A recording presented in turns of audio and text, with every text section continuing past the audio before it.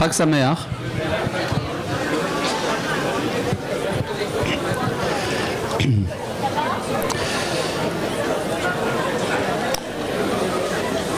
Bonne fête de Sukkot à tout le monde.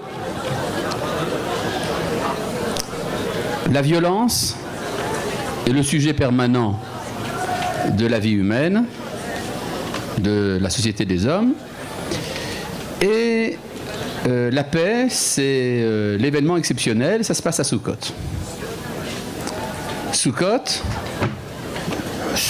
un des thèmes centraux de cette fête, c'est la vision d'un monde sans guerre, un monde de paix. Dans le livre de Tehillim, chapitre Ayin Vav 76, Noda Bihuda Elohim, Dieu est connu en Juda, Be'Yisraël Gadol Shemo, en Israël son nom est le grand, Vayihi Beshalem Suko, c'est à Shalem, c'est-à-dire Jérusalem, qu'il a mis sa Souka, ou Ma'onato Betzion, et sa résidence est à Tzion. Et ce n'est pas pour rien que le psalmiste emploie le terme désigne Jérusalem par le nom de Shalem, qui veut dire entier, qui veut dire également la paix. Effectivement, Sukkot, c'est une vision d'avenir. Si la fête de Pessah est une fête qui parle du passé, de la sortie d'Égypte, une fête de l'origine, la fête de Shavuot parle du présent, de la Torah, qui se révèle à tout moment de notre vie. Qu'à chaque jour la Torah t'apparaisse comme nouvelle. La fête de Sukkot annonce l'avenir. C'est une fête du futur. C'est elle, en fait, on peut dire d'une certaine manière, c'est une préfiguration des temps messianiques. Par exemple, dans le livre de Zecharia, au chapitre 14, dans la Haftara que nous lisons le premier jour de Sukkot, eh bien, il est question là-bas de ce qui se passera après la dernière des guerres. La dernière guerre, qui est appelée dans le livre d'Ézéchiel Gog et Magog, n'est pas désignée par ce nom-là dans le livre de Zecharia, mais en fait, c'est ça dont parle le prophète. Et il nous dit que viendra un temps où, après la dernière des guerres, les nations viendront se prosterner à Jérusalem lors de la fête de Sukkot. Donc on voit bien que la fête de Sukkot, étant la fête de l'avenir, c'est la fête qui préfigure un monde sans guerre, un monde de paix, ce qui n'est pas du tout naturel, n'est pas du tout normal. Vous savez que Manitou, Zichrono Livracha, enseignait souvent que la paix n'est pas le comportement normal des sociétés humaines. Il y a une attitude naïve qui consiste à dire que la paix, ça va de soi, et on pourrait effectivement renforcer cette opinion si vous faites une enquête, un sondage, et que vous interrogez la majorité des hommes, est-ce qu'ils préfèrent la guerre ou la paix? Eh bien, la réponse de la majorité des hommes sera, je pense une majorité écrasante, nous préférons la paix à la guerre. Et pourtant, depuis les origines de l'histoire jusqu'à aujourd'hui, mamache, il y a des guerres à n'en plus finir. À l'heure où nous parlons, il y a à peu près une vingtaine ou une trentaine de guerres qui sont organisées dans le monde, qui se produisent actuellement. Et donc on peut se demander, est-ce que c'est vrai ce que les hommes disent? Il semblerait qu'effectivement c'est faux, que les hommes en vérité sont portés à la guerre, pour une raison très simple, c'est que les hommes vivent dans un monde de rivalité. La rivalité vient du fait que si on reprend par exemple la définition que donnait le Rav Ashlag, l'auteur du Soulam, sur qu'est-ce que c'est qu'une créature est celui qui veut recevoir. Ratson lekabel.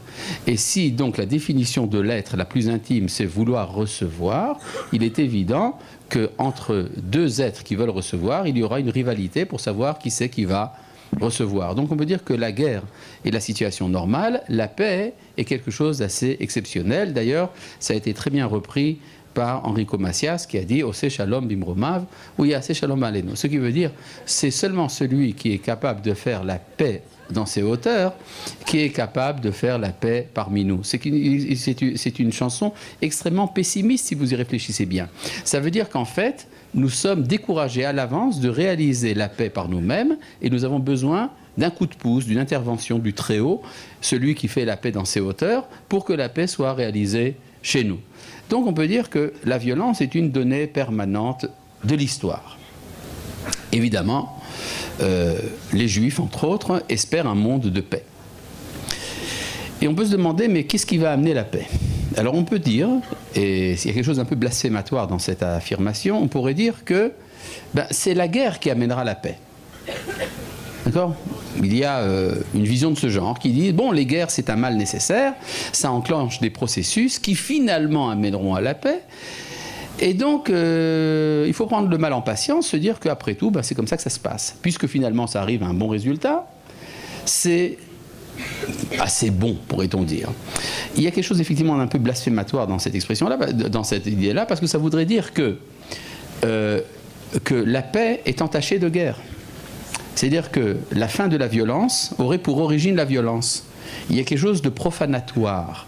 C'est-à-dire, ça veut dire que la paix finale, la paix messianique, serait le produit de la guerre, et donc il y aurait quelque chose d'immoral dans cette paix-là, puisqu'elle a eu la guerre comme justification. On voit souvent chez les prophètes que ce n'est pas du tout comme ça que c'est présenté. On voit que le temps de la guerre est un temps qui doit passer.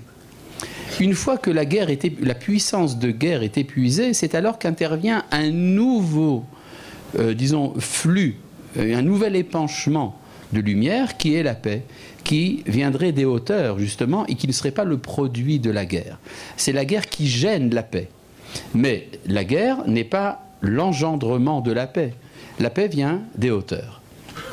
Et on peut dire, de ce point de vue-là, donc la paix est quelque chose, le shalom, quelque chose d'immaculé, qui n'est pas entaché par la violence. La Gemara, par exemple, dans le livre, dans Masechet Sanhedrin et dans Sota, nous dit que pendant l'époque où doit venir le fils de David, le temps messianique, eh bien, il y a un processus de dégradation du monde qui est préalable à cela. Il y a un temps très dur. La Gemara décrit ça comme étant 7 années différentes. Il y a 7 ans qui précèdent la venue du Mashiach, et ça commence mal, et ça va très mal à la 4e année. C'est-à-dire, au début, il y a des problèmes de pluie, des problèmes économiques, après de la violence, après encore plus de violence, et après beaucoup de violence. Et puis après, ça commence à aller mieux, jusqu'à la 7e année, et après, le fils de David vient. Et le moment où ça va le plus mal, c'est, la Gemara nous dit, Torah mishtakahat milomdea. La Torah est oubliée par ceux qui l'étudient, par ceux qui l'étudient. C'est-à-dire, ceux qui étudient la Torah oublient la Torah. C'est absolument incroyable. On pourrait dire que la Torah est oubliée par ceux qui ne l'étudient pas. Mais justement, la Gemara nous dit qu'elle est oubliée par ceux qui l'étudient. Et puis après, quand ça commence à aller mieux, la Gemara dit, Torah choseret elomdea, la Torah revient à ceux qui l'étudient. Ça veut dire qu'il y a un moment où la Torah est étudiée, mais elle est oubliée. Elle est étudiée parce que il faut bien étudier la Torah, c'est une mitzvah. Mais elle n'est plus d'actualité. C'est-à-dire la manière dont la Torah a été étudiée jusqu'à présent avait un sens dans un ancien monde, puis elle a cessé d'être d'actualité, et après une nouvelle Torah, qui est quand même la même sous une autre forme, apparaît, et alors le monde devient meilleur. Le Maharal de Prague explique que ce processus décrit par la Gemara signifie que pour qu'un nouveau monde apparaisse, il faut que l'ancien monde disparaisse. C'est-à-dire le monde où il y avait des guerres doit cesser d'être fonctionnel, et à partir d'un certain temps se fonde un nouveau monde, c'est le monde de la paix. Vous connaissez le texte, c'est un texte bien connu dans le traité de Souka, non, dans le traité de Avodah Zarah, qui parle du jugement des nations à la fin de l'histoire. C'est un texte qui a été longuement commenté par des maîtres prestigieux, donc nous n'allons pas l'étudier. Mais je tiens à rappeler simplement qu'à la fin de l'histoire, la Gemara nous dit que les nations sont jugées. C'est-à-dire l'histoire des nations est jugée, et chaque nation doit justifier son comportement dans l'histoire. Ce qui se passe, c'est que finalement, les nations sont disqualifiées pour différentes raisons que nous n'allons pas étudier ce soir. Mais finalement, les nations demandent malgré tout d'avoir une mitzvah qui leur donnerait du mérite. Et Akadosh Baruch Hu leur propose, prenez la mitzvah de Souka. Faites une Souka. On va vous y voir. Et la mitzvah est désignée comme étant une mitzvah kala, une mitzvah facile. Pourquoi c'est une mitzvah facile, dit la Gemara? She'en ba chesron kis, elle ne coûte pas d'argent. La preuve, c'est une chose bien connue. Toutes les personnes qui vendent des soukotes gagnent de l'argent. C'est donc la preuve qu'il n'y a pas de perte. En tout cas, la Gemara nous explique que les goyim donc construisent leur souka et chacun construit sa souka sur son toit. Berosh Gago. Bon, vous allez me dire, c'est une banalité. Dans l'Antiquité, les toits étaient plats et les gens faisaient leur souka sur le toit. Pas comme aujourd'hui où ça se fait sur le gazon ou sur la mirpesset, ça se faisait sur le toit. Mais quand même, l'insistance de la Gemara, on vous dit Kol Echad Boné lo souka. Chacun se fait une souka. Pourquoi insister sur le fait que c'est sur le toit? Ben, ça veut dire que le monde change de métaphysique. C'est-à-dire les valeurs spirituelles qui sont représentées par l'image du toit sont asservies à la mitzvah de la souka. Le problème, c'est de savoir qu'est-ce que ça veut dire. Ça veut dire quoi que les goïms doivent faire une souka? Ben, une souka, ça veut dire faire la paix. Tout ce que je tire ça, c'est tout simple. Vous savez qu'à Sukkot, nous avons deux mitzvot centrales, l'une, les 4 espèces, Arbat Aminim, et l'autre, la souka. Il y a une différence fondamentale du point de vue de la halacha entre les deux manières de faire la mitzvah. Les Arbat Aminim, le loulav, ça doit m'appartenir. Ça doit être, je dois l'avoir acheté avec mon argent, ça doit être ma propriété. C'est ainsi qu'il est dit, ou le kartem, lachem. Vous prendrez pour vous les 4 espèces, et donc c'est quelque chose qui m'appartient en propre. Si le loulav m'appartient à moi, ça veut dire qu'il ne t'appartient pas à toi. C'est très particulier, le loulav. Par contre, la souka n'a pas besoin d'être la mienne. Yecholim, Reuyim, Kol Israël, Leshev Besouka Achat. Tout Israël peut s'installer dans une seule souka. Ça veut dire quoi? Mettez tous les juifs dans une seule souka. Alors, vous allez me dire, bon, il y a des problèmes de dimension. Mais ça, c'est purement du technique. Le problème, c'est un problème humain. Parce qu'en général, un juif vous dira, si lui rentre dans la souka, moi, je n'y rentre pas. Ça veut dire que si tout Israël est capable de rentrer dans la même souka, ça veut dire qu'Israël sont capables de faire la paix. Il y a une question de halakha qui a été posée du temps du Rama, Rabbi Moshe Isserles, à propos d'une souka dans laquelle un voleur peut introduire sa main. C'est fait avec des planches, mais entre les planches, il y a des espaces, et un voleur peut introduire sa main. Alors quelqu'un a demandé au Rama, est-ce qu'une souka comme ça est cachère? Alors il a répondu, étant donné que tout Israël peut se mettre dans la même souka, ça implique également les voleurs. Et donc si tu es incapable d'introduire le voleur dans la souka, s'il peut seulement mettre sa main, à plus forte raison que c'est cachère. Mais enfin bon, ça veut dire que la souka, de manière générale, représente la capacité de faire la paix. Et donc c'est ça que Akadosh Baruch Hu propose aux hommes. C'est-à-dire, c'est vrai que l'humanité a été déficiente dans beaucoup de choses, mais au moins qu'elle cesse la violence. Cesser la violence serait la capacité de mériter quelque chose. Plus de violence, alors tout est ouvert. Et la Gemara nous raconte que ça ne marche pas. Les nations vont essayer de briser la violence. Ils vont donc pour cela faire des organisations internationales qui sont censées empêcher la violence. Et puis ça ne marche pas. Alors, la Gemara dit ça d'une manière très, très figurée. Elle dit, il fait chaud. Et quand il fait très chaud, et que la souka est insupportable, et bien on a le droit d'en sortir. C'est le principe de la halacha.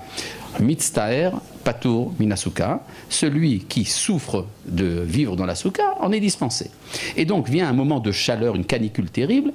Les goyim sortent de la souka en lui donnant un coup de pied, et Dieu se met à rire.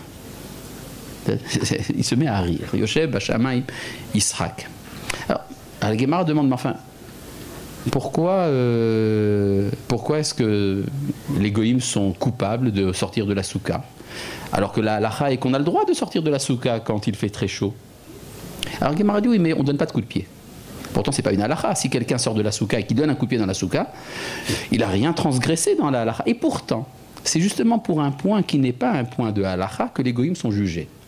Selon un grand principe qui est que les nations sont jugées en fonction de leur capacité de s'acquitter du derech eretz. Le derech eretz étant quelque chose qui n'est pas écrit dans les règles de la loi, c'est quelque chose qui vient d'une transformation de l'être moral. Et si les goïms donnent un coup de pied dans la souka, c'est qu'il y a un problème. Quelque chose n'est pas encore bien assimilé dans leur aide du point de vue moral.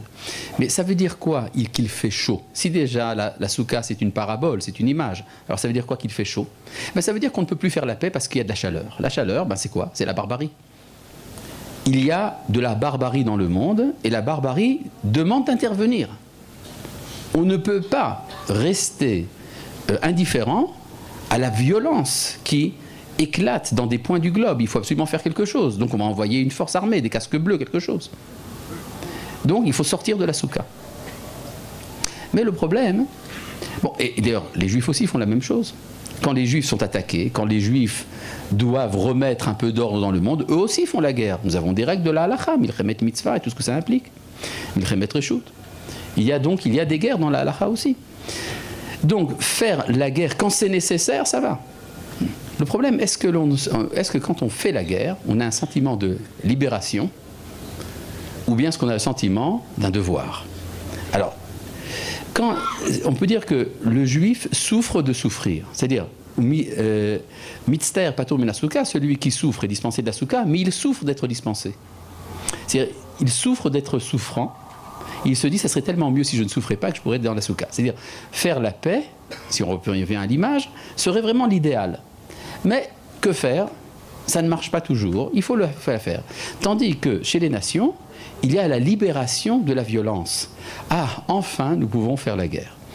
En fait, ce que ça veut dire, du point de vue de la Guémara, ça veut dire que les goïms seront jugés par rapport à leur manière d'appréhender la nécessité de la violence. C'est ça qui va juger les nations. Et en fait, chaque nation sera jugée, parce que, bon, la Guémara dit, les goïms ne réussiront pas. Ça ne veut pas dire que tout le monde ne réussira pas. Chacun est jugé en fonction de sa réaction par rapport au problème de la violence. C'est ça le fondement de la chose. Alors, une fois que c'est fait, ça engendre le rire. C'est-à-dire, une fois que cette séparation est faite, il y a un rire. Bon, le rire, c'est pas sérieux. C'est pas rigolo. Enfin, c'est plutôt rigolo.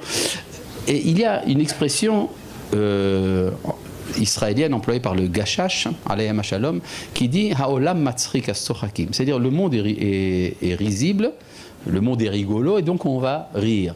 Mais la vérité, c'est que la tradition juive considère justement que le monde n'est pas drôle. La Gemara dans Brachot nous dit qu'au nom de Rabbi Yochanan, qui disait au nom de Rabbi Shimon ben Yochai, Asur la dame lemale pivsrok baolam hazeh. Il est interdit de se remplir la bouche de rire dans ce monde, parce que le monde n'est pas drôle, justement. Et il est dit pourtant, Az yimale sechok pinu. Viendra un jour où notre bouche se remplira de rire. C'est-à-dire que le rire, c'est l'aspiration. Nous voulons rire à la fin. Selon la belle expression, rira bien. Ah, vous connaissez? Bon, qui rira le dernier? Ou bien, comme dit dans les Shetraïl, Vatisrak Leom Acharon. Elle rit du dernier jour. C'est-à-dire, l'espérance, c'est que vient un moment où l'on peut dépasser les cadres de la pensée habituelle et de pouvoir rire. Mais tout cela est réservé pour la fin de l'histoire, quand le monde devient enfin harmonieux.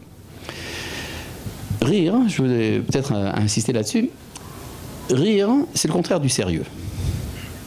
Le sérieux, c'est une pensée bien établie, on peut dire une pensée dogmatique. Quand je suis incapable de rire, ça veut dire que je suis très sérieux, ça veut dire que je réfléchis selon des règles bien fixées. J'ai des concepts qui font que je suis, disons, dans les cadres de la logique absolue. Tout marche bien. Le problème, c'est que les concepts, par définition, sont faux. Et ils cachent ce qu'ils veulent révéler. Là, c'est tout le problème du signifiant, du signifié, mais c'est-à-dire que il y a, dans le langage que nous employons, nous avons des idées toutes faites, et ces idées toutes faites nous empêchent de connaître la vérité. Or, les prophètes nous ont dit que viendra un temps où la langue changera. Dans le livre de Tsephania, chapitre 3, Az ehefor el amim safa brura, viendra un temps où je transformerai le langage des nations, qui deviendra un langage clair, Safa Berura, Likro Kulam Beshem Hashem, pour que tous puissent invoquer le nom de Dieu, Ulovdo Shechem Echad, et le servir d'une seule épaule. Ça veut dire qu'il y a dans les manières de penser des hommes des blocages. Et pour pouvoir se débloquer, il faut savoir rire. Par exemple, je ne sais pas, qu'est-ce qui nous fait rigoler? Il y avait un juif du nom de Bergson qui disait c'était la surprise. C'est-à-dire, vous avez Mickey Mouse qui avance dans la rue, tout va très bien. et puis il glisse sur une peau de banane, il tombe. On ne s'attendrait pas à ce qu'il tombe. Eh bien, donc ça nous fait rigoler. Une peau de banane qui fait glisser quelqu'un. Voilà. Ou bien, par exemple, s'il marche sur la falaise et qu'il ne se rend pas compte qu'il est dans l'air et qu'il continue à marcher. Brusquement, il se rend compte qu'il est en l'air, il tombe. Ou bien, il revient en arrière. En tout cas, il y a, la surprise permet de briser les cadres habituels de la pensée. Eh bien, cette transformation des cadres de la pensée s'appelle le rire. Az-yimale sechok pinu. Et donc, quand le monde enfin arrive à son harmonie, c'est le moment de commencer à rire. D'accord ? C'est ça que nous dit la Guémara de manière très succincte. Et donc, la Guémara nous parle donc d'une part d'une vision pessimiste de l'humanité, mais d'autre part d'une espérance qu'un jour, le tri sera fait. Il y a un texte un peu moins connu de la Guémara dans le traité de Sanhédrin qui reprend cette même idée que nous avons vue dans le traité de Souka sur la Souka des Goïm à la fin de l'histoire. Et c'est un texte un peu bizarre. Hein, pour dire, les commentateurs disent que ce texte est porteur de secrets. C'est dans Sanhédrin, page 95b, à propos du roi Sanchériv. Le roi Sanchériv, ou Sénachérib comme on dit en français, était le roi des Assyriens et qui s'est attaqué au roi Hizkiya, qui a fait le siège de Jérusalem et qui avait une armée énorme et que cette armée a été décimée par une épidémie et il a perdu la guerre. Et non seulement il a perdu la guerre, mais Sanchériv revient dans son pays, dans la ville de Ninive, il se fait assassiner par ses 2 fils. Donc, grande victoire. Et la Guémara voit dans cette guerre de Sanchériv une sorte de préfiguration de la guerre de Gog et Magog. C'est-à-dire le dernier grand conflit armé de l'histoire qui doit tout trancher. Et ça aurait pu se passer au temps de Sanchériv. La Guémara nous dit Hizkiyahu aurait dû être le Mashiach, Sanchériv ça aurait dû être Gog et Magog. Bon, ça n'a pas marché parce que Hizkiyahu n'a pas voulu dire le Hallel à Yom HaAtzmaut, mais non, c'est vrai, hein, ce que dit la Guémara. Il a refusé de dire un cantique lorsqu'il a retrouvé son indépendance. C'est bien clair. Et donc, ça a été repoussé pour plusieurs milliers d'années. Et non, pas démagogue. Gog ou Magog. Oui. Il y a des synagogues qui ne font pas le Hallel ? J'en ne crois pas un mot, ce n'est pas des synagogues. Bon, et donc... oui, bien sûr, ça va de soi. Si vous croyez en Dieu, c'est ce qu'on fait dans les synagogues, n'est-ce pas ? Donc vous dites le Hallel à Yom HaAtzmaut, c'est évident. Bon, maintenant, pour revenir à notre sujet. Donc on parle ici du roi Sanchériv. Et il y a une description dans la Guémara de l'armée, des effectifs de l'armée. Et alors on nous raconte que, bon, c'est un chiffre astronomique, ça arrive que si vous faites le calcul de tout ce que dit la Guémara, ça vous donne 2,6 milliards de soldats. Bon, un chiffre astronomique, évidemment, la Guémara, le Maharal de Prague explique tout de suite, c'est pas que c'était vraiment 2,6 milliards, ça veut dire que c'est ça que ça aurait dû être. D'accord ? Mais bon, en vérité, il y en avait autant que possible, dit le Maharal. Mais pourquoi parler de tant de monde ? Ben parce que ça veut dire que 2,6, c'est un multiple de 26, n'est-ce pas ? 26, c'est le nom de Dieu. Et donc, ça veut dire qu'il s'attaque à Dieu. Parce qu'effectivement, la Guémara dit, il y avait là-bas 2,6 milliards de personnes, moins une. Moins une. C'est important, c'est-à-dire les effectifs. Il manquait un pour que ça fasse 2,6 milliards. Ça veut dire qu'il manquait l'unité. C'est-à-dire le Hachem Echad, c'est-à-dire l'auteur du monde, c'était une lutte contre le créateur du monde. Et il y a une description des effectifs. Entre autres, il y a là-bas 45 000 fils de rois qui sont dans des chars en or avec des prostituées. Donc des fils à papa qui sont partis faire la guerre avec du chocolat dans leur voiture, etc. Et puis, tout le monde, tout ce beau monde, finalement, disparaît dans l'épidémie. Alors, Sanchériv, très embêté, prend la fuite. Il prend la fuite parce qu'il a peur des parents des fils à papa en question.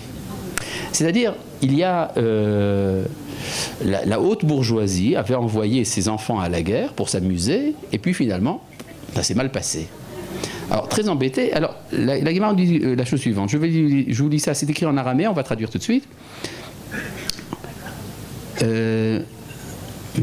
Amar Rabbi Abahu disait, il m'allait mikra katuv yefshar leomro. Si ce verset n'était pas écrit, on ne pourrait pas le dire.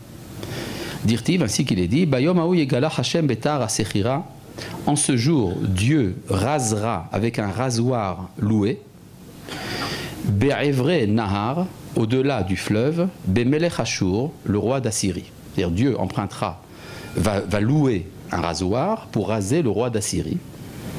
Et Tarosh, sa tête, ou Se'ar Araglaim, et les poils de ses pieds, Vegam et Azakan Tispe, et la barbe aussi sera consumée.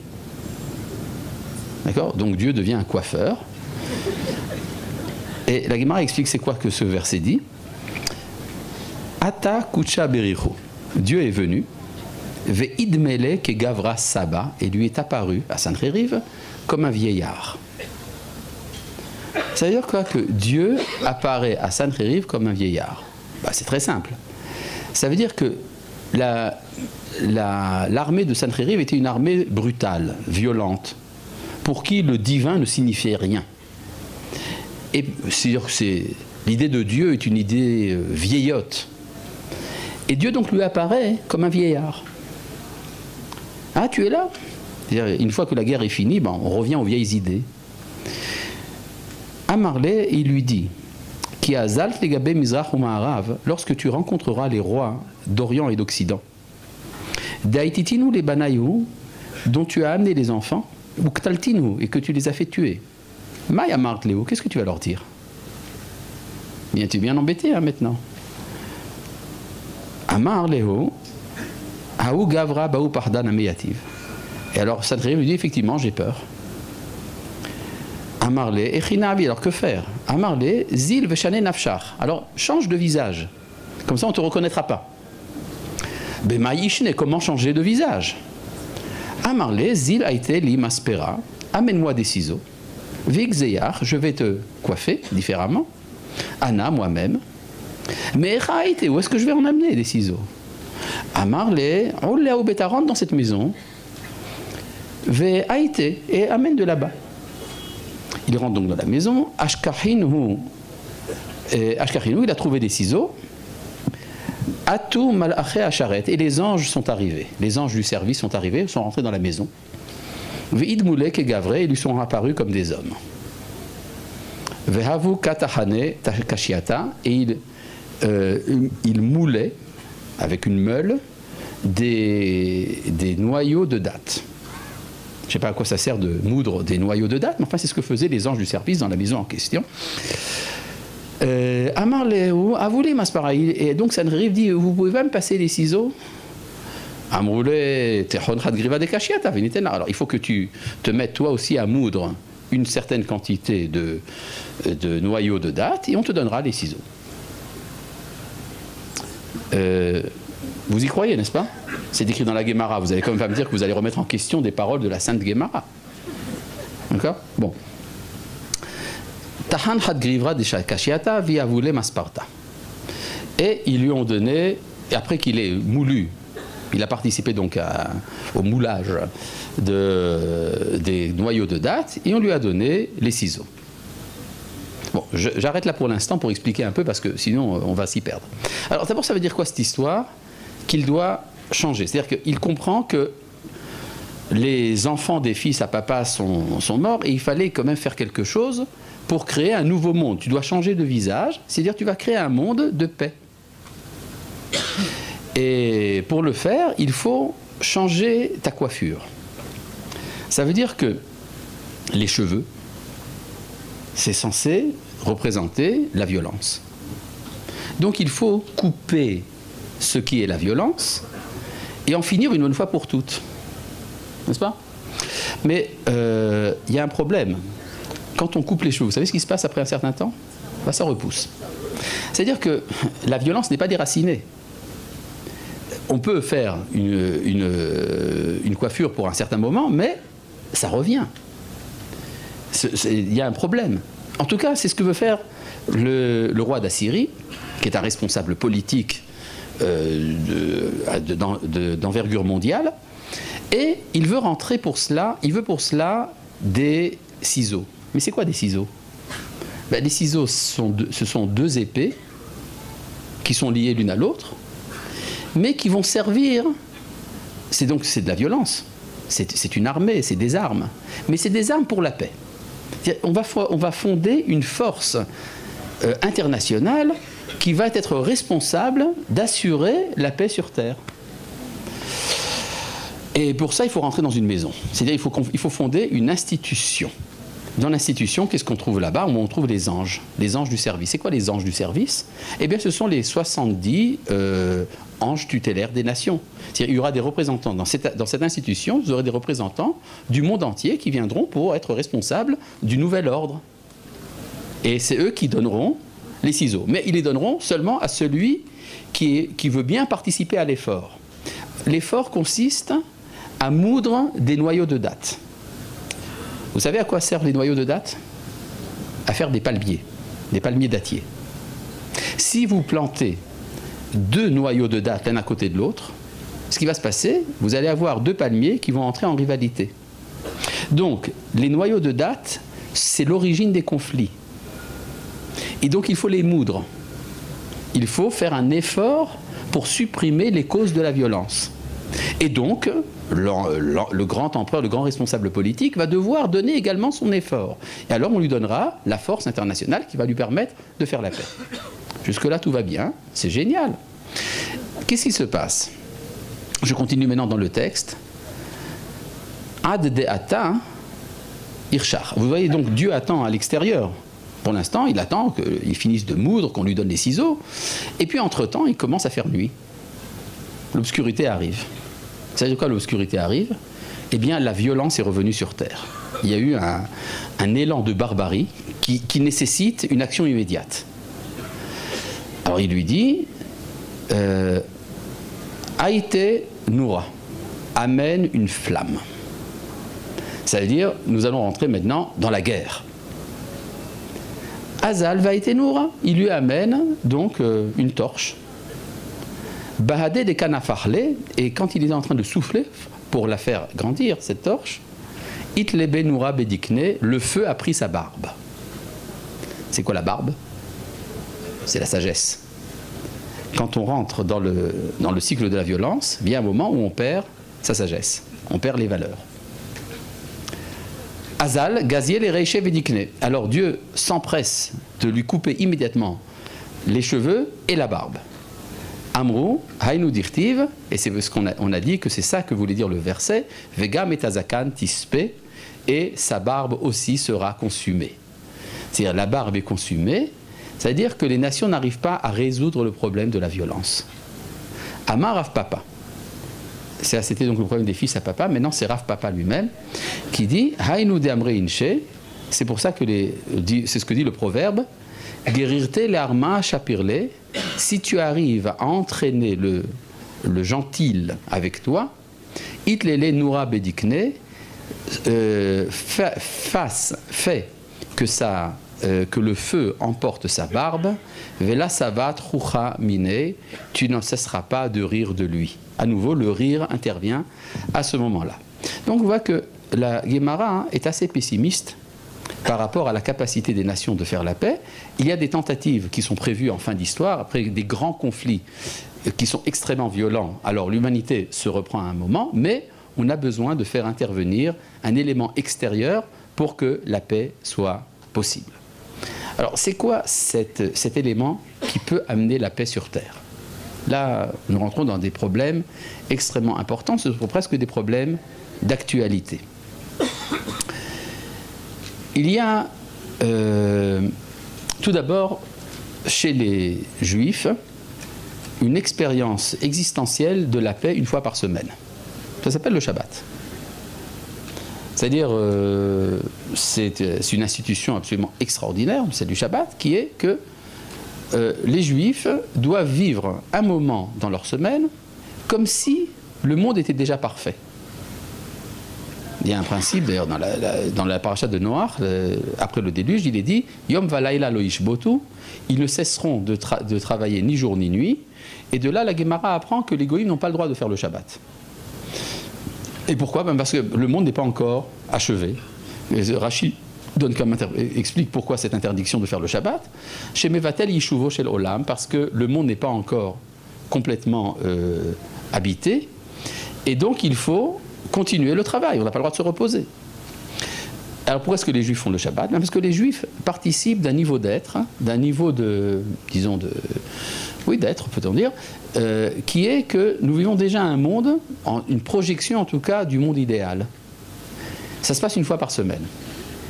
Ça se passe également une fois tous les 7 ans. Il y a une année sabbatique, par exemple celle de la Shemitah que nous sommes en train de vivre. Nous avons commencé l'année de la Shemitah. C'est une année dans laquelle nous faisons comme s'il n'y avait plus de problème économique. C'est-à-dire, on travaille la terre pour qu'il y ait de quoi manger, et puis pendant une année, on ne travaille pas la terre, et pourtant il y a de quoi manger. C'est comme quand on prépare son Shabbat. Vous préparez, donc chacun pensera lui-même à qu'est-ce qu'il prépare pour le Shabbat, et bien de même, on prépare l'année de la Shemitah, et pendant l'année de la Shemitah, on ne travaille pas la terre. Donc nous avons une année sabbatique. La capacité de faire l'année sabbatique, c'est la capacité de faire la paix également. C'est la même chose.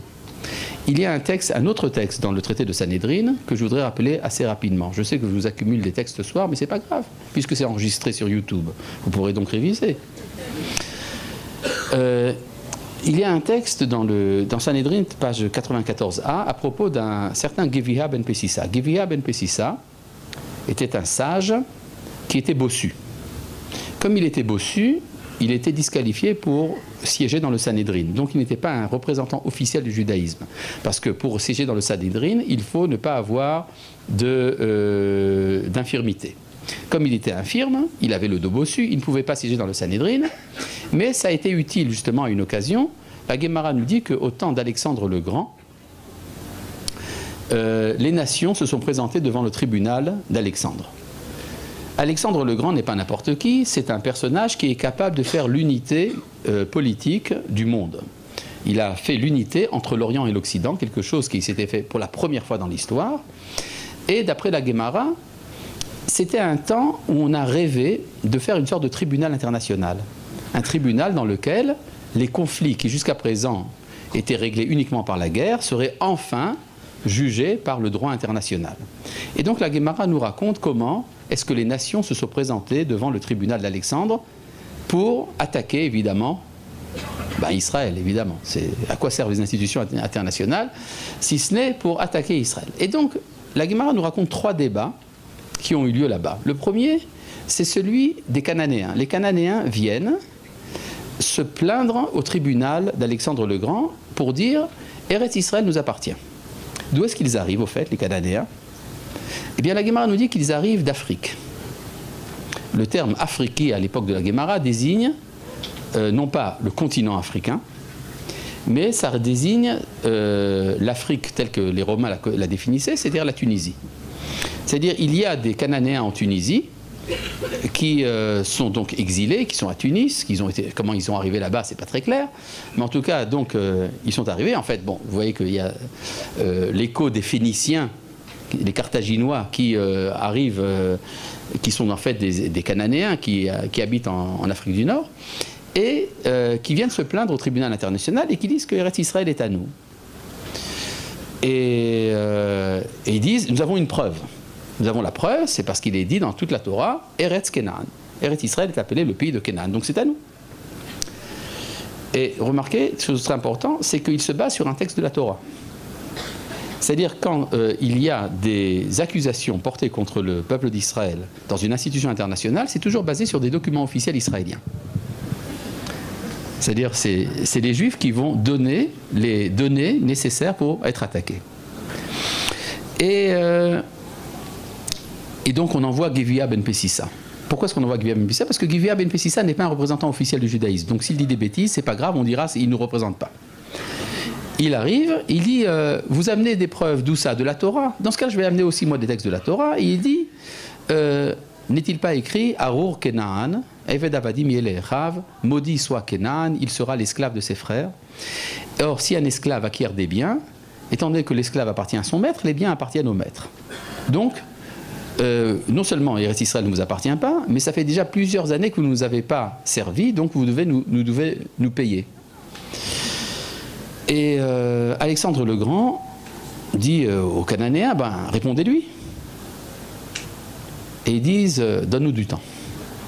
Il leur donne 3 jours, ils ne trouvent pas de réponse et s'enfuient en laissant leurs vignes avec les raisins et les champs avec leur blé. Et cette année était l'année de la Shemitah. C'était l'année sabbatique. Qu'est-ce que ça veut dire? Bon, alors, il y a évidemment toute une richesse dans ce texte. Ça veut dire que, pourquoi est-ce que Canaan est maudit? Est-ce que c'est une malédiction ou est-ce que c'est une constatation? On a l'habitude de penser que Noach a maudit Canaan. Mais Canaan, c'est son petit-fils. Il ne va quand même pas maudire sa propre descendance. Ça veut dire qu'au contraire, Noach a compris qu'il y avait une malédiction chez Canaan et qu'il fallait donc, pour le réparer, qu'il soit au service de ses frères. Ça veut dire que Canaan est asservi. C'est-à-dire, ça veut dire le mot Canaan, ça veut dire soumission. L'ikana en hébreu, en arabe, ça se dit comment, les soumissions? Islam. Et il y a une soumission. Mais au Yetzer Hara. Alors, pour réparer ça, il faut que pendant un certain temps, Canaan fasse des études chez ses frères.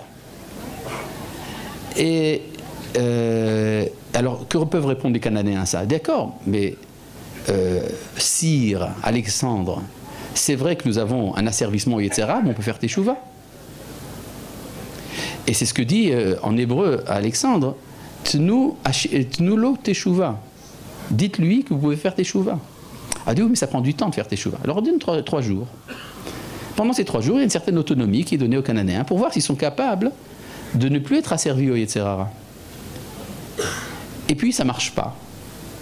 Et c'était l'année sabbatique. Et donc ils ont pris la fuite.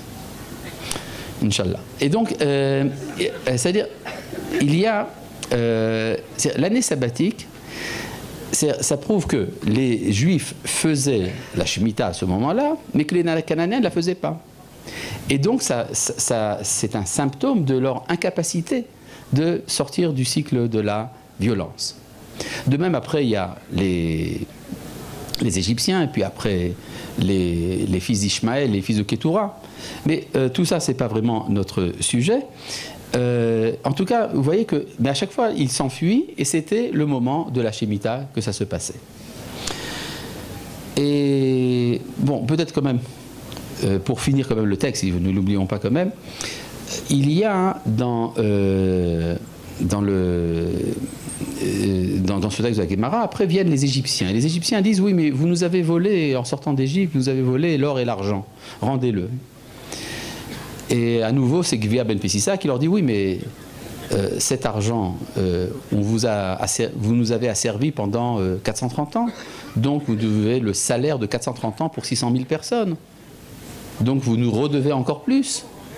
Et à nouveau, Alexandre leur dit, répondez-leur Teshuvah. Ils n'ont pas de Teshuvah, ils s'enfuient après 3 jours en laissant leurs champs et leurs vignobles. Et puis après vient une troisième intervention. Les fils d'Ishmaël et de Kétoura viennent se présenter devant le tribunal d'Alexandre. Et à nouveau, ils disent, Eretz Israël. Qu'est-ce qu'ils disent, Eretz Israël, à votre avis? Il dit, est à nous et à vous. C'est-à-dire, contrairement aux Cananéens qui disent, vous nous avez pris une terre qui n'était pas à vous, les fils d'Ishmaël disent, non, non, la terre appartient à vous et à nous. Donc il faut partager.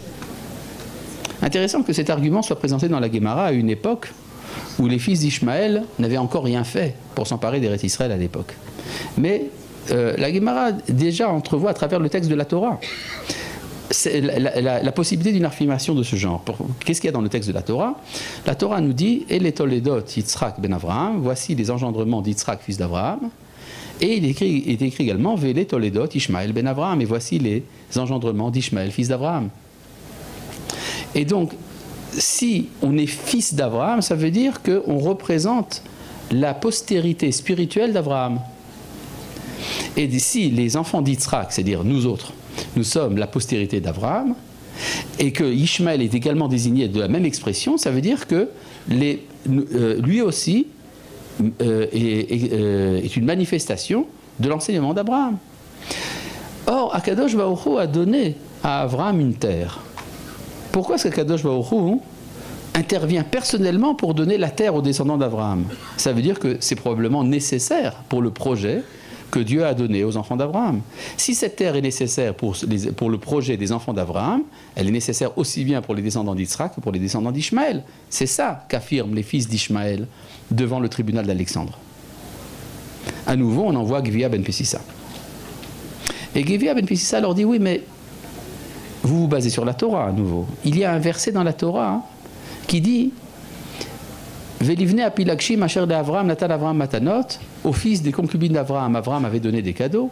Vayeshalechem al Yitzhak beno beodenu chai, il les a renvoyés d'auprès d'Yitzhak, son fils, de son vivant, Kedma el Eretz Kedem, à l'Orient, au pays de l'Orient.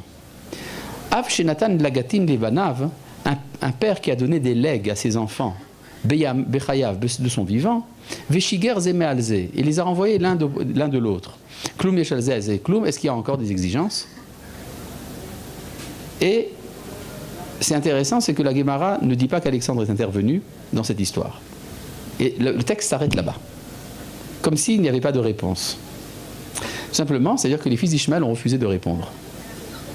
Parce que les fils d'Ishmaël, à partir du moment où ils répondent, ils reconnaissent l'existence d'Yitzhak. Si Yitzhak est né, donc il est le fils de la légitime, et eux sont le fils de la servante. Donc ils ne peuvent pas parler. Intéressant de voir donc que chez Ishmaël, il y a une incapacité du dialogue avec les descendants d'Yitzhak. Est-ce que ça serait éventuellement d'actualité? J'en sais rien. Mais en tout cas, c'est quoi cette histoire de la séparation qu'a fait Abraham entre les fils d'Yitzhak et les fils d'Ishmaël? Eh bien, c'est très simple. C'est que quand on lit attentivement le texte de la paracha de Lech Lecha, on se rend compte que chez Abraham cohabitaient deux projets différents. Il y avait un projet qui consistait à fonder une religion monothéiste cosmopolite. C'était le premier projet d'Abraham.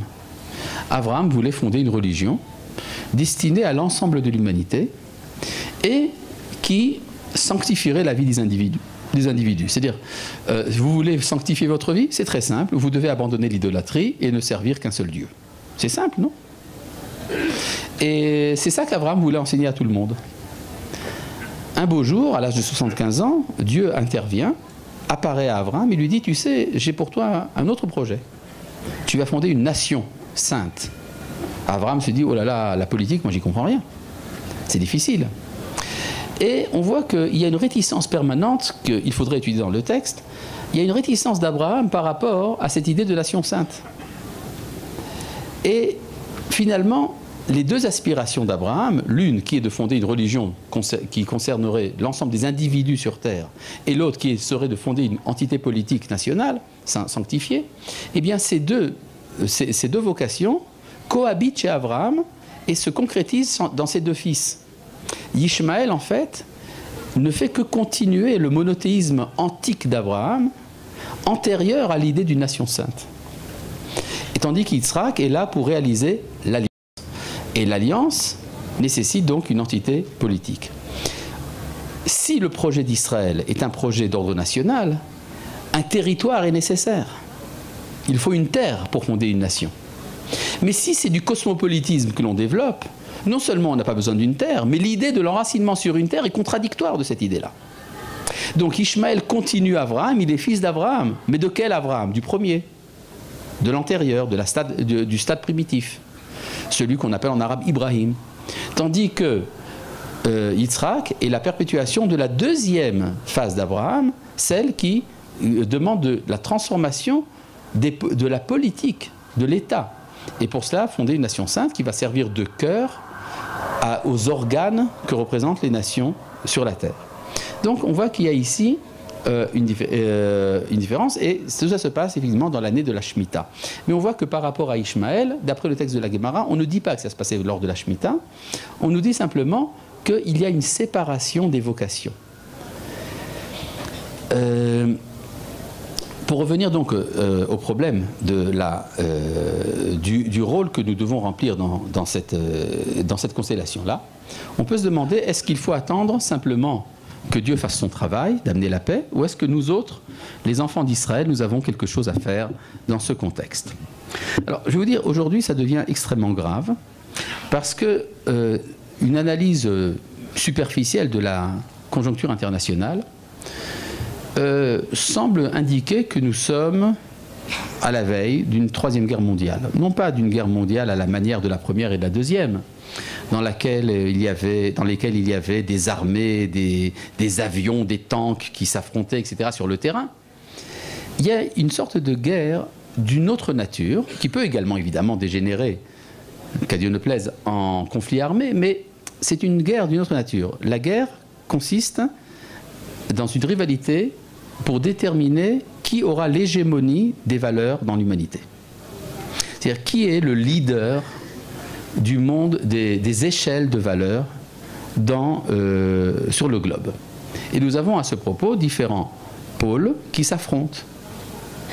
Nous avons, le conflit disons, est extrêmement clair et ouvert entre l'Occident et le monde islamique.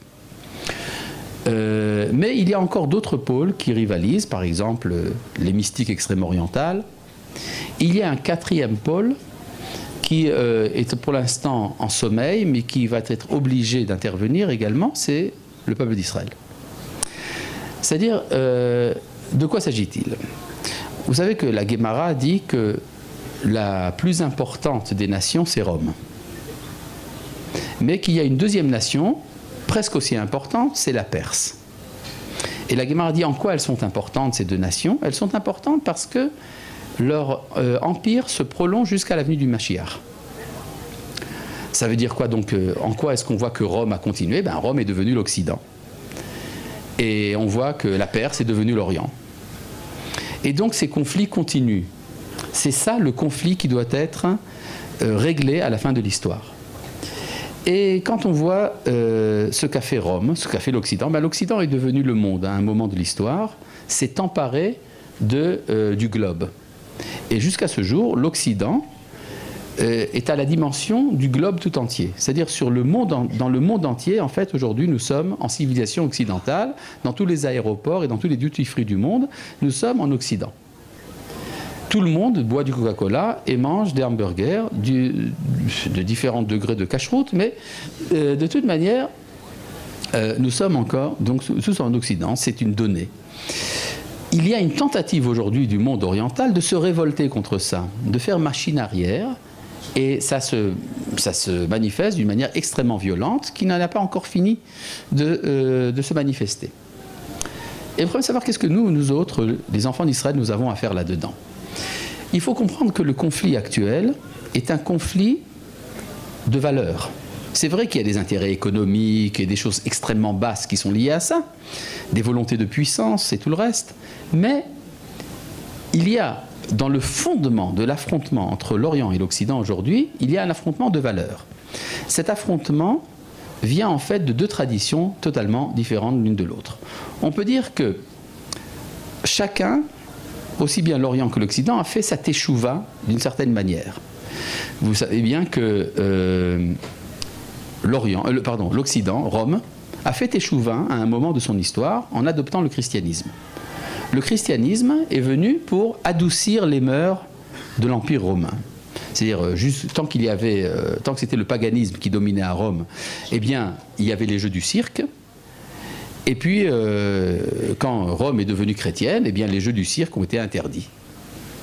Et on a commencé à parler d'amour. Dieu étant un Dieu d'amour.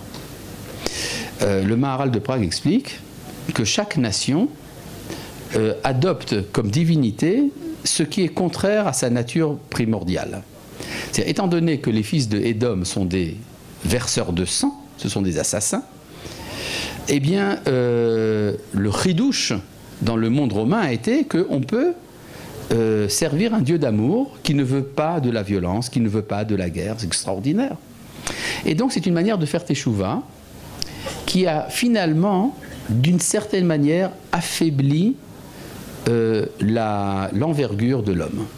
Il y a une critique d'ailleurs du christianisme qui a été formulée par le philosophe Nietzsche, qui affirmait que la morale chrétienne a affaibli, a ramolli les hommes. D'une certaine manière, on peut dire que le christianisme voit comme idéal humain le personnage biblique de Hevel. Hevel, qui est un berger extrêmement doux, qui est incapable de résister à la violence de Caïn. D'un autre côté, on peut dire que le monde oriental, qui était porté vers le vol et la débauche, a fait sa teshuva en adoptant, bon ce sont des thèmes bien connus, la midat ad-din, c'est-à-dire une religion de rigueur. Effectivement, si vous observez un peu la religion des orientaux, vous voyez qu'il y a une certaine dose de rigueur qui se manifeste au point d'en perdre la tête, en tout cas celle des autres. Et on peut dire que c'est également une forme de teshuva. C'est de résister à la bassesse de la nature. Et on peut dire que, d'une certaine manière, c'est comme ça que ils sont devenus comme Caïn, comme le personnage biblique de Caïn. Et si on traduit ça dans les termes actuels, l'Occident a une exigence de liberté. Et l'Orient a une exigence de soumission à Dieu. La liberté, telle qu'elle est comprise en Occident, signifie la liberté donnée à tout, y compris au Yetzer Hara. Mais donner la liberté au Yetzer Hara, du point de vue des Occidentaux, n'est pas un mal. Ça veut dire accepter toutes les conséquences du fait que les hommes sont libres. La liberté n'est pas quelque chose que l'on peut limiter. Donc je suis libre d'exercer mon Yetzer Hara. Il y avait une journaliste bien connue, Oriana Palacci, dans son livre, bon, c'est d'origine italienne, elle est devenue américaine, et elle a écrit le livre La rage et l'orgueil, dans lequel elle attaque très violemment l'islam. Et elle amène des arguments. L'argument, disons, de force qu'elle amène, ça se résume en une phrase. Elle dit: le jour où l'islam dominera, nous ne pourrons plus boire de whisky et se promener en mini-jupe. C'est ce qu'elle dit. D'accord ? C'est ça l'essence de l'argument. Alors ça a l'air drôle, mais en fait c'est très profond. Ça veut dire boire du whisky et se promener en mini-jupe. Eh ben, ça veut dire que je suis libre, je suis véritablement libre et je l'assume jusqu'au bout. Et on peut dire d'une certaine manière, c'est l'héritage de la philosophie grecque. La philosophie grecque a décidé, une bonne fois pour toutes, de mettre l'homme au centre du monde.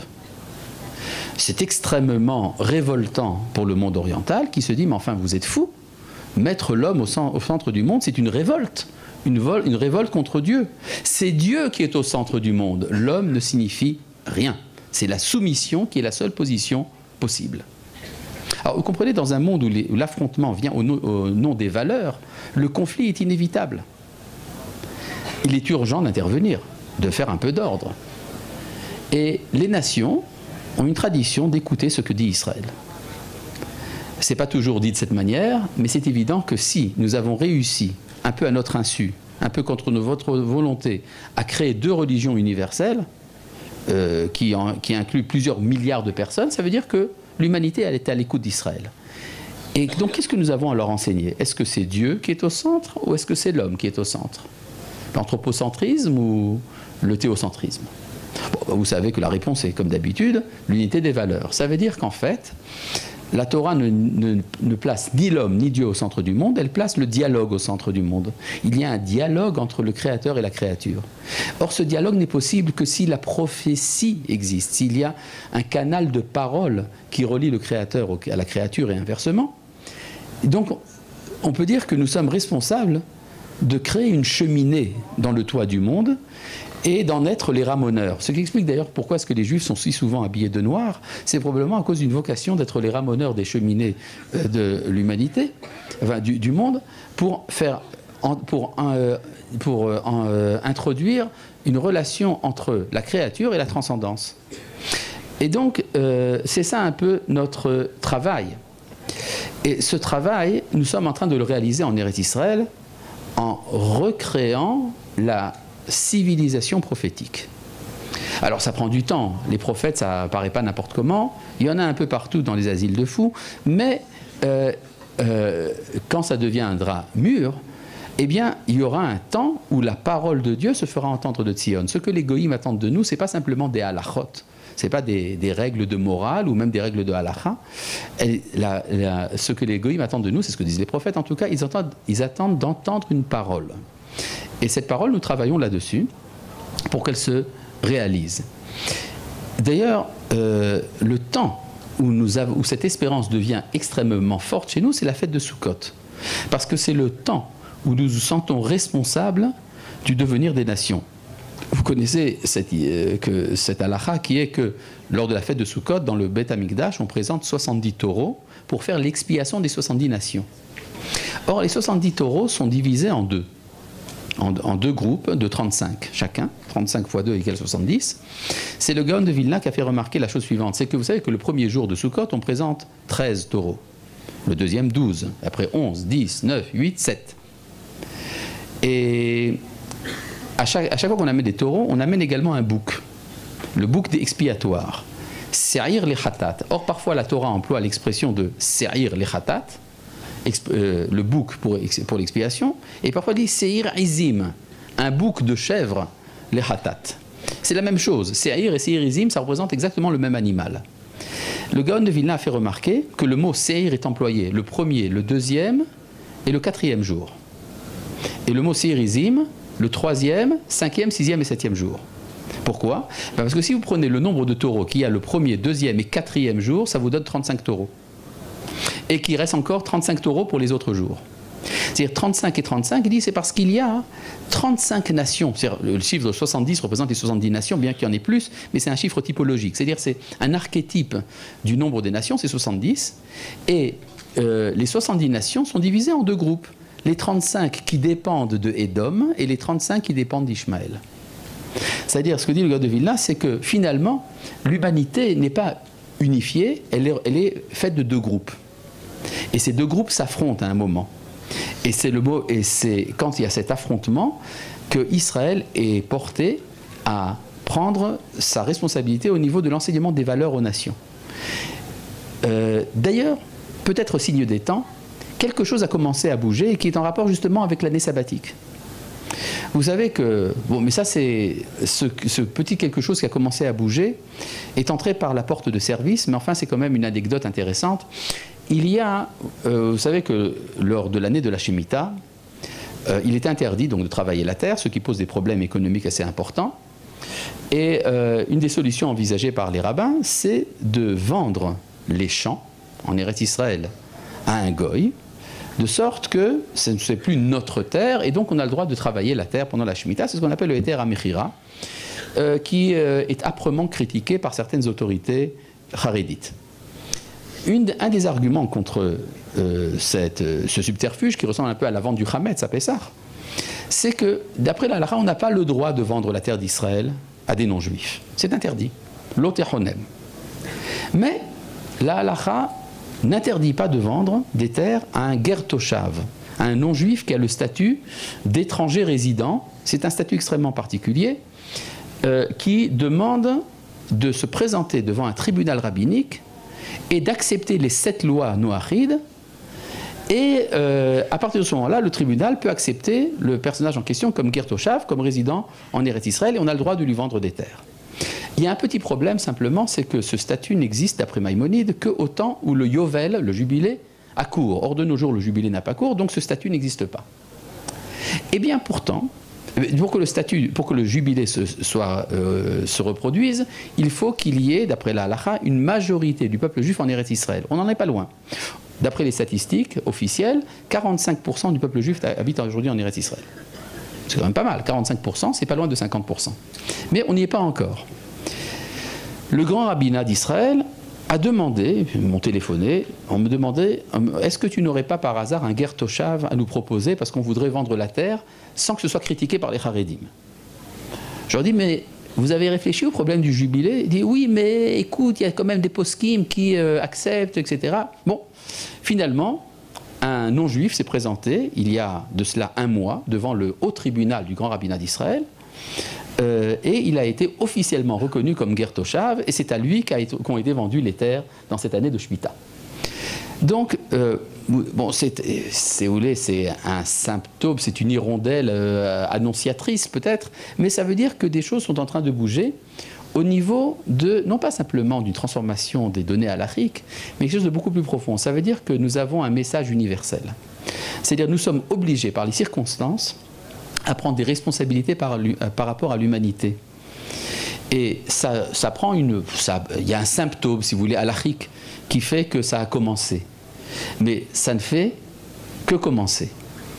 Et une fois que ce processus sera enclenché, nous serons peut-être même à même d'affronter nos responsabilités, surtout lorsque commencera ce grand conflit des nations entre elles, qui, par la force des choses, ne peut pas ne pas être dirigé d'une manière ou d'une autre contre le peuple d'Israël, mais ne vous en faites pas, comme dans tous les bons westerns, ça se finit bien, finalement c'est toujours le peuple juif qui gagne à la fin.